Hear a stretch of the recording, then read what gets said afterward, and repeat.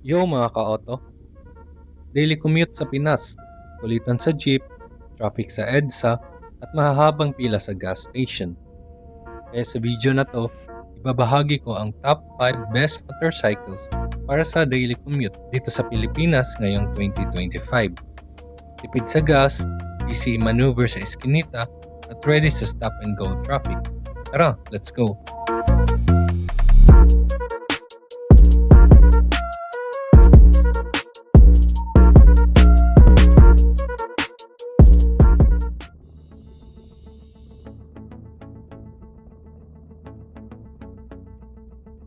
Ang SRP niya ay nasa 99,900 pesos.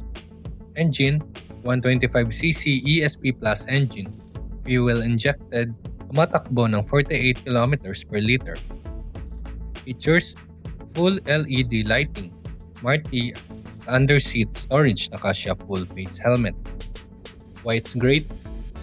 Sobrang responsive sa stop and go dahil light ang 111 kg curb weight at tipid sa gas, perfect sa daily city grind.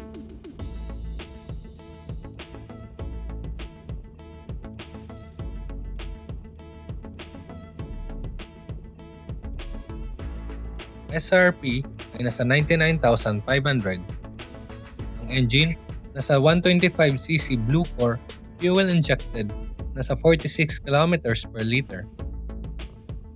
Features, TCS or traction control, stop and start system para mas tipid, at removable battery pack sa glove box. Why it's great?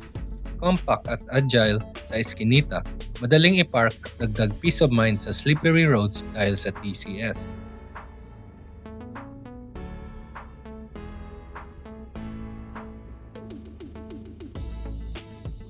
Ang SRP na to ay nasa 80,900. Engine, 125cc air-cooled, fuel-injected, 50 kilometers per liter.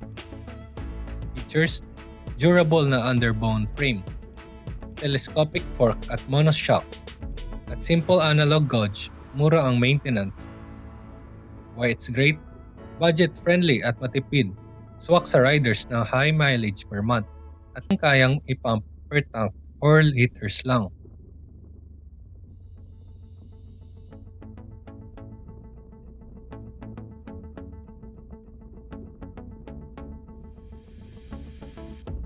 Ang SRP na to ay nasa 91,900 pesos.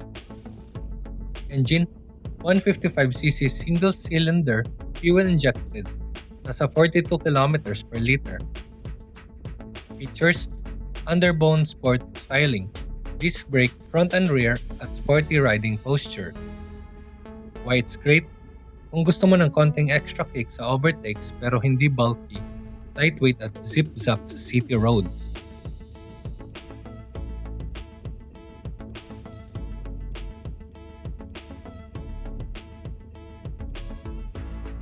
Nasa 133,400 pesos for the standard at 154,900 para sa road sync. Engine, nasa 157cc liquid-cooled ESP Plus at 45 kilometers per liter.